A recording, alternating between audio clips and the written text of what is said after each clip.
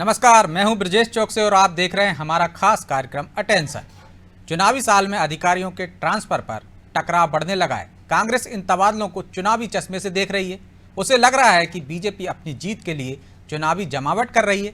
कांग्रेस ने तो अधिकारी को भी चेतावनी देते हुए कह दिया है कि वो अपना मूड बदल दें। हालांकि बीजेपी कांग्रेस के आरोपों पर हमलावर है। वो कह रही है जिसने 15 महीने में हजारों तबादले किए उसे इस पर बोलने का हक ही नहीं है। ऐसे में अब सवाल ये उठ रहा है कि जब जनता को वोट देना है तो कांग्रेस को अधिकारियों के तबादलों से परेशानी क्यों है? क्या तबादलों के पीछे बीजेपी सरकार की कोई रणनीति है? सवाल तो ये भी है, क्या आने वाले दिनों में ब्यूरोक्रेसी पर हमले और भी तेज होंगे? आज इन्हीं सवालों पर चर्चा करेंगे, लेकिन पहले देखिए ये रिपोर्ट।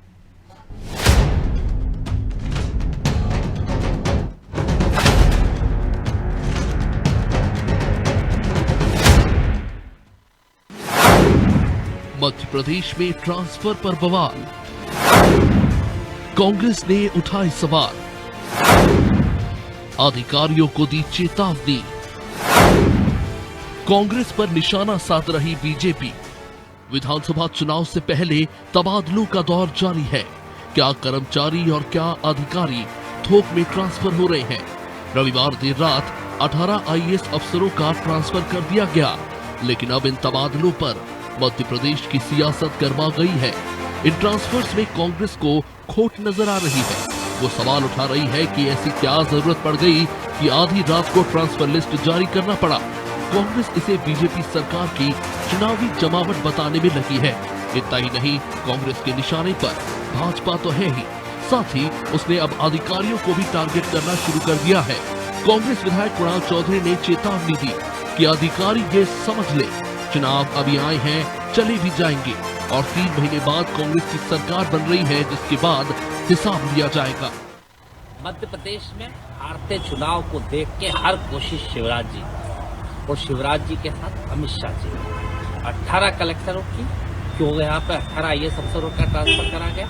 क्या जरूरत आन पड़ी कि आधी रात को चोरी छुपे, जहाँ पे संडे की रात को कलेक्टरों को बदलने की जरूरत पड़ी? स्पष्ट है, कुछ कर लो, सरकार जाने वाली है, प्रशासनिक जमावटें कुछ भी कर लो, पर प्रशासनिक अधिकारी भी समझ लें। अगर चुनाव के हिसाब से गए हो तो इस मोड को बदल दें, क्योंकि चुनाव अभी आया है, फिर चला जाएगा और 3 महीने बाद फिर कांग्रेस की सरकार आएगी।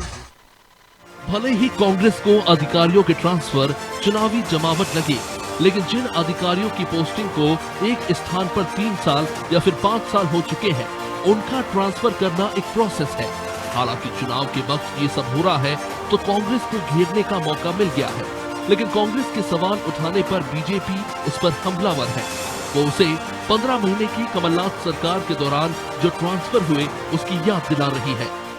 तो कांग्रेस देखो, जो कांग्रेस हजारों में ट्रांसफर 15 महीने में कर दे, वल्लभ भवन को भ्रष्टाचार का अड्डा बना दे, पूरा वल्लभ भवन दलालों से भरा रहे, आकंठ कांग्रेस भ्रष्टाचार में डूबी हुई पार्टी, ये चलने वाली सतत प्रक्रिया है, उस प्रक्रिया पर ही उंगली उठा रही है। ये सोच का और शोध का विषय। ये पहली दफा नहीं है। कांग्रेस ब्यूरोक्रेसी को लेकर कई बार हमलावर रही है और इस बार उसने बीजेपी के साथ अधिकारियों को भी चेतावनी दी। जाहिर है कि चुनाव में प्रशासन एक बड़ी भूमिका निभाता है, वह सरकार की योजनाओं को भी जनता तक पहुंचाने में अधिकारियों और कर्मचारियों का बड़ा रोल रहता है। ऐसे में कांग्रेस बीजेपी और अधिकारियों को चेतावनी देकर शायद मनोवैज्ञानिक दबाव बनाना चाहती है। हालांकि बीजेपी उसकी इस रणनीति को समझ रही है और यही वजह है कि वो उसे उसका कार्यकाल याद दिला रही है। लेकिन कुछ भी हो, इतना तो साफ है कि चुनावी समर में ट्रांसफर पर टकराव की स्थिति पैदा हो गई है। ब्यूरो रिपोर्ट, अनादि टीवी।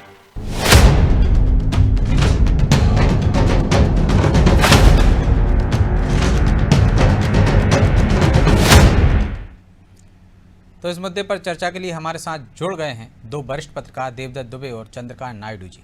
आप दोनों का बहुत बहुत स्वागत है। नायडू जी, शुरुआत आपसे ही करते हैं।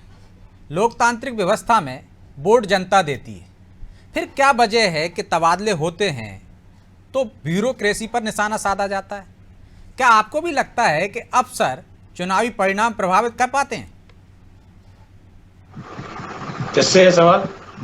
नायडू जी, आपसे। जी, ये सवाल मुझसे। अच्छा, देखिए, ऐसा है कि प्रशासनिक तंत्र जो है उसको अपनी राजनीतिक अपेक्षाएं या उनको ट्रांसलेट करने के लिए जो भी जरूरत पड़ती है वो किसी भी राजनीतिक पार्टी का अधिकार होता है प्रशासनिक फेरबदल जैसे भी अपनी जरूरत के हिसाब से करे और उन अपनी राजनीतिक क्षमता को उजागर करे। खास बात यह है इसमें कि चुनावी माहौल से मतलब क्योंकि एक आध महीने में शायद आचार संहिता भी लग जाए तो तबादले नहीं हो पाएंगे, ये इस वजह से भी शायद जल्दी जल्दी हुए होंगे। और मुझे और एक प्रक्रिया भी रहती है उसकी कि जो 3 साल तक नियम जो है कि 3 साल तक एक ही जगह पदस्थ हैं उनको बदला जाए। बहुत सारे लोग दिल्ली से वापस आते हैं या कहीं किसी वजह से रिटायर हो जाते हैं, जो भी होता है तंत्र में फेरबदल करना जरूरी हो जाता है। देखिए, होता यह है कि कोई भी राजनीतिक पार्टी जो है अपने शासनिक तंत्र को अपनी जरूरत के हिसाब से अगर साधती है तो इसमें कोई गलत बात नजर नहीं आती। अभी तो मैं समझता हूँ कि काफी ठीक है। देखने वाली बात यह है कि 15 महीने पहले मतलब 15 महीने के कांग्रेस शासन में जितने तबादले हुए थे, क्या उतने ही तबादले हुए हैं, उससे ज्यादा हुए हैं, देखने वाली बात है। उसके बाद करीब 3 साल का वक्त हुआ है, कितने तबादले हुए हैं और क्यों हुए हैं, ये देखने वाली बात है। अगर एक सरकार को बार बार राजनीतिक तंत्र को बदलने की जरूरत पड़ती तो जाहिर है ये महसूस होता है कि उसकी पकड़ सरकार पर कम है। लेकिन ये बात देखनी होगी कि ऐसा हमेशा से होता रहा है। मैं उस वक्त का जानता हूँ जब यहाँ से 1986 और 90 के बीच में चार बार सरकारें बदली, 5 मुख्यमंत्री बने और हर एक बार तबादले हुए। ढेर सारे तबादले तो खुद कांग्रेस के मुख्यमंत्रियों के बदलने के बीच पे हो गए, हजारों तादाद में हुए। तो ताज्जुब की बात इस बात को लेके नहीं है कि भाई ये आप करते क्यों हैं, लेकिन सवाल ये है कि कितना आप राजनीतिक दखल जो है वो प्रशासनिक मामलों में रखते हैं, ये देखने वाली बात है। और यहाँ एक खास बात यह है कि कई तबादले इस वजह से हो जाते हैं, कोई ऐसी शक्ति उसके पीछे काम करती है जिसका कोई संवैधानिक अस्तित्व नहीं है वहां पे। लेकिन तो क्या नायडू साहब ये तबादले चुनाव परिणाम या चुनाव को प्रभावित करते हैं क्या? कभी करते हैं, कभी नहीं करते हैं। देखिए, होता क्या है कि कई बार तो तबादले आपने कर दिए तो वोटर प्रभावित होगा कि नहीं होगा, ये भी देखने वाली बात है। अगर अक्सर तबादले से प्रभावित हुआ तो उससे वोटर कितना प्रभावित होता है ये नहीं पता चलता। लेकिन कैसा होता है, कई बार जैसे पुलिस का तंत्र है, पुलिस ने आपने मतलब यूपी वगैरह में तो हम लोगों ने देखा है कई मरतबा ढेर सारे पुलिस वालों के तबादले हो जाते हैं, नियुक्तियां हो जाती हैं और फिर वो बाद में जो है वो बूथ मैनेजर का काम करने लगते हैं पुलिस वाले। तो ये भी होता रहा है और ये यहाँ मध्य प्रदेश में नहीं हो रहा, ऐसा नहीं कहा जा सकता। लेकिन ये है कि इन सब चीजों में अंततः वोटर पे कितना असर पड़ता है ये कहना बहुत मुश्किल होगा। तो दुबे जी, कुछ हद तक मामूली अंतर या फर्क पड़ता है अधिकारियों के तबादले से, ऐसे संकेत नायडू जी ने दिए। कुछ बूथ पर हो जाता होगा, लेकिन क्या चुनावी मुद्दा बनता है ये? और बनता है तो क्या इसका असर होता है? क्योंकि जनता से सीधा सारोकार है ही नहीं है तबादलों से। मैं कहता हूं कि वो राजनेता ही क्या, जिसको एक अधिकारी चुनाव जिता सके या हरा सके। नेता तो वो है जो सब विरोध में हो तब वो चुनाव जीतने की बात कहे। ये तो एक बहाने होते हैं, नाच नावे आंगन टेढ़ा के हमें इसने हरा दिया उसने हरा दिया। नेता वही है जिसकी तैयारी ऐसी हो कि सब विरोध में हो, पूरी दुनिया विरोध में हो, तब हम जीत के आ रहे हैं। लेकिन आजकल क्या है, सुविधा भोगी राजनीतिक हो गए, उनको अनुकूलता चाहिए।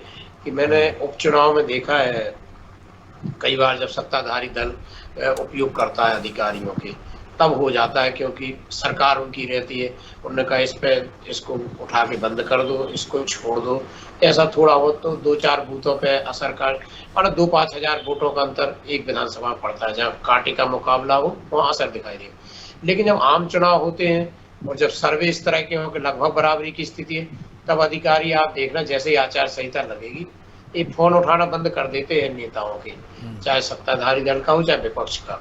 अधिकारी तो जिधर की दम उधर हम वाले होते हैं। लेकिन एक पैटर्न चला है राजनीति में, एक सबसे बड़ा तो एक जो आरोप प्रत्यारोप राजनीतिक दलों को बदलना चाहिए, वो ही घिसे पिटे आरोप प्रत्यारोप। आप देखना जैसे ही सरकार बहुमत में किसी की आई, यदि 3 दिन लेट हो गए तो वो पहला आरोप लगाएंगे अभी तक वो मुख्यमंत्री तय नहीं कर पा रहे हैं, उनके यहाँ बहुत लड़ाई चल रही है।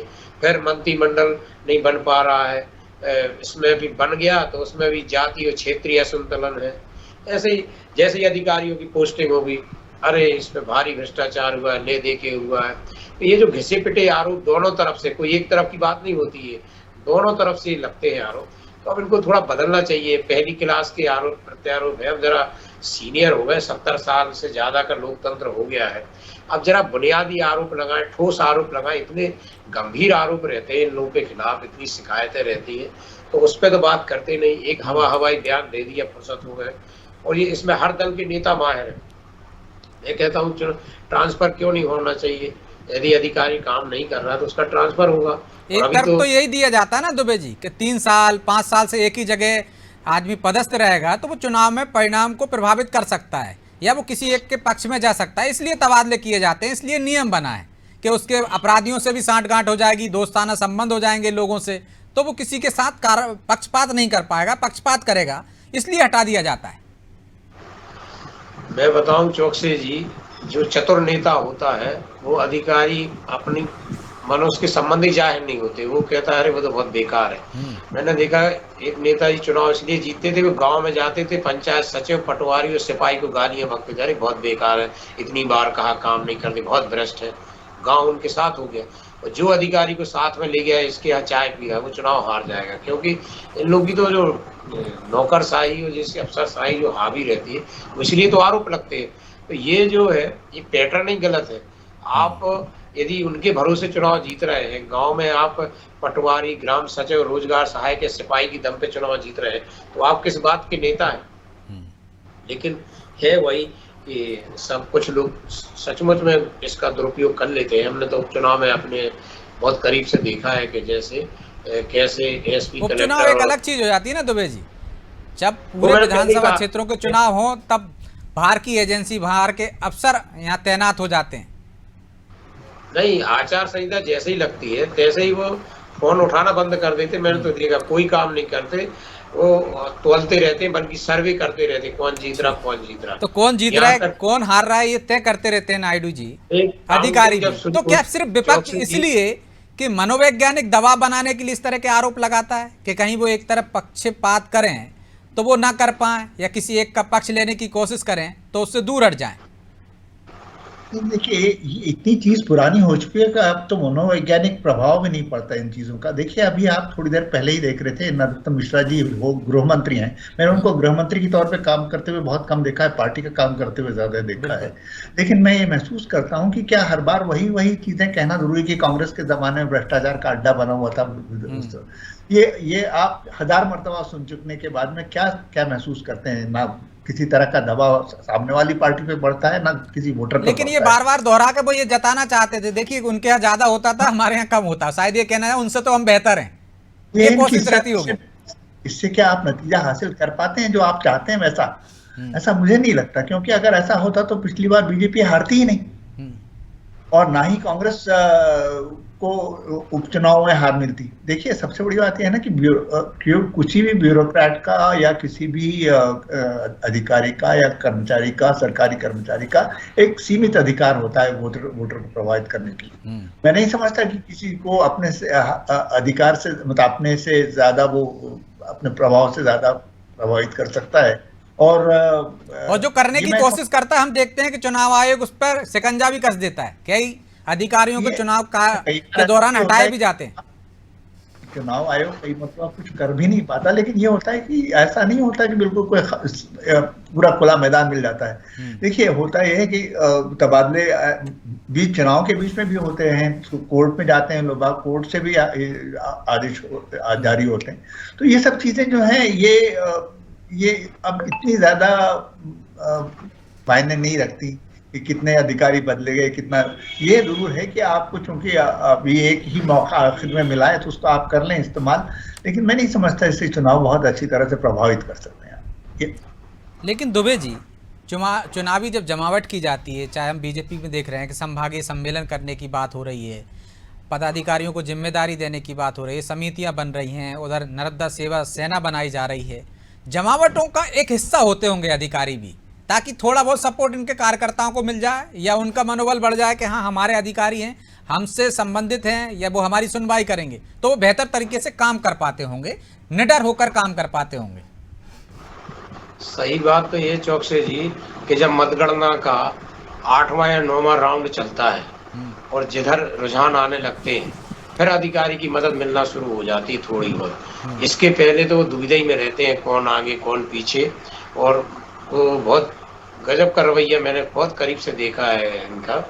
तो लेकिन है जो साइकोलॉजिकल भी है और कुछ ऐसा है कि बाई चांस कहीं थोड़ी बहुत घोषणा करवा दी या किसी अपराधी को छुड़वा दिया, किसी को बंद करवा दिया तो थोड़ा बहुत असर होता है, लेकिन पूरी तरह से कोई चुनाव परिणाम बदल दे ये संभव नहीं है। केवल ये राजनीतिक दल, जैसा मैंने पहले ही कहा, ये घिसे पिटे आरोप दोनों दल लगाते हैं, कोई भी हो।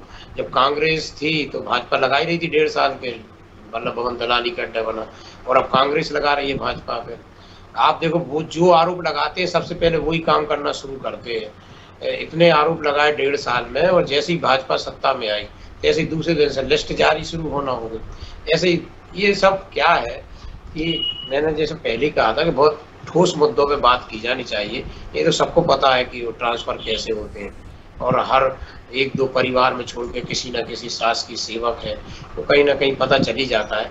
और सब ट्रांसफर ऐसे नहीं होते, कुछ विभागों के, कुछ चुनिंदा विभागों के और चुनिंदा अधिकारियों के होते हैं जो भारी लेन देन के बाद हो। बाकी कुछ पॉलिसी के तहत भी होते हैं या छोटे मोटे स्तर पर थोड़ा बहुत बिचौलिए या कोई ऐसा लेने देने वाला मिल जाए। बाकी इतना कितने कम परसेंटेज 10 या 15% तो ट्रांसफर होते ही है पूरे अधिकारियों को। बाबू तो बरसों जमे रहते, एक ही कुर्सी पे रिटायर्ड हो जाते हैं। तो ये कोई बड़ा इशू नहीं है, केवल इसको बनाया जाता है इसलिए कि अब क्या कुछ आरोप तो लगाना है। तो जैसे लिस्ट निकली, चलो आज के लिए हो गया, लाख बुक भरी गई अपनी कि हमने बयान जारी कर दिया। ये राजनेता भी लाख बुक भरते हैं अपनी नेताओं को दिखाने के लिए, देखो हमने कुछ तो किया, आज हमने ऐसे आरोप लगाए, इससे वो तिल मिला गए। ये सब जो है ये उथली राजनीति है। अभी गहरे पानी पैठ, अभी बहुत नेताओं को नीचे उतरना चाहिए और जिस जवाबदारी के लिए आप नेतृत्व करते हैं उसका निर्वहन करना चाहिए। ये तो आम जनता को ही पता है कि ट्रांसफर क्यों होते, क्यों नहीं होना चाहिए, क्यों होना चाहिए। तो नायडू जी, इस तरह के आरोपों से क्या जो अफसर काम कर रहे हैं उनकी छवि पर प्रतिकूल प्रभाव पड़ता है? जनता में उनकी एक छवि बन जाती है अलग से कि ये किसी एक चश्मे से देखने लगते हो वो कि राजनीतिक दल से जुड़े हुए हैं, इसलिए ईमानदारी से अपने कर्तव्य का पालन नहीं कर रहे हैं, पक्षपात कर रहे हैं। तो ये कहीं गलत है और इसको रोक लगना चाहिए इस पर। देखिए, पक्षपात करना या ना करना उनके हाथ में नहीं रह जाता। कई बार वो अगर करना चाहें तब भी कई बार नहीं कर पाते हैं, और कई बार ये होता है कि वो ना करना चाहें तब भी हो जाता है। क्योंकि देखिए, कई बार तो ये होता है कि वो अपना फैसला प्रशासनिक तौर पे जो सही है या जो गलत है उसके हिसाब से करते हैं, लेकिन उसका अर्थ और अनर्थ जो होता है वो राजनीतिक समझ के हिसाब से किया जाता है। तो आमतौर पे ये होता है कि आप महसूस करते हैं कि बड़ी अब जो हो रहा है बड़ी सतही तौर पे उनको लिया जाता है इन सब चीजों को, और मैं समझता हूँ सिर्फ एक ध्यान बटाने का सिलसिला बन जाता है, और मैं नहीं समझता कि इससे ज्यादा उसकी कोई उससे कोई फर्क पड़ता है। ये बात कई बार होता है, आप देखते हैं सड़क पे चलते हुए किसी ट्रैफिक इंस्पेक्टर ने किसी ऐसे व्यक्ति को रोक लिया जो बीजेपी को या कांग्रेस को प्रभावित करता है, खुद बीजेपी में नहीं भी है, तब भी उसका तबादला हो जाता है। तो कई बार ये चीजें होती हैं कि आप इन छोटी छोटी चीजों को लेके बार बार शिकायतें करते जाते हैं, और करते हुए एक बार ऐसी स्थिति आ जाती है जिसमें तबादला हो जाता है। तो ये भी कहा जाता है कि भाई हमारी वजह से हो गया, लेकिन इससे तो हम तो यही कह सकते हैं कम से कम तबादलों को तो सियासी मुद्दा ना बनाया जाए, अफसरों को अपने हिसाब से काम करने दिया जाए और राजनीतिक लोगों को अपने हिसाब से मुद्दों पर बात की जानी चाहिए। बहरहाल समय इजाजत नहीं देता, इस चर्चा को यहीं विराम देंगे। आप दोनों मेहमानों का बहुत बहुत धन्यवाद। तो ब्यूरोक्रेसी पर बार क्यों? तबादलों से ना ही चुनाव परिणाम प्रभावित होते हैं, और यदि कोई कोशिश करता भी है इक्का दुक्का तो उस पर चुनाव आयोग शिकंजा कस देता है। लेकिन सियासत में बहुत सारे मुद्दे हैं, फिर अफसरशाही पर, ब्यूरोक्रेसी पर ही निशाना क्यों साधा जाता है? क्या उनकी एक जो छवि है समाज में कि वो ईमानदारी से अपने कर्तव्य का पालन कर रहे हैं, उसको प्रभावित करने की कोशिश की जाती है, या उन पर मनोवैज्ञानिक तरीके से दबाव बनाने की कोशिश की जाती है? यदि ये सब भी हैं तो हमारे दोनों वरिष्ठ जनों ने जो बताया है कि इसका कोई असर नहीं होता, फिर क्यों सियासतदार इस पर एनर्जी खर्च करते हैं? उन्हें असल मुद्दों पे बात करनी चाहिए, तबादलों से छोड़कर जो जनता से जुड़े मुद्दों पर बात करनी चाहिए, ताकि जनता ही उनको वोट देगी, जनता ही की बात करेंगे तो वो अपने मताधिकार का उनकी बातों से सोच समझकर उस हिसाब से निर्णय लेगी। बहरहाल अटेंशन में आज इतना ही, मुझे दीजिए इजाजत और आप देखते रहिए अनादि टीवी। नमस्कार।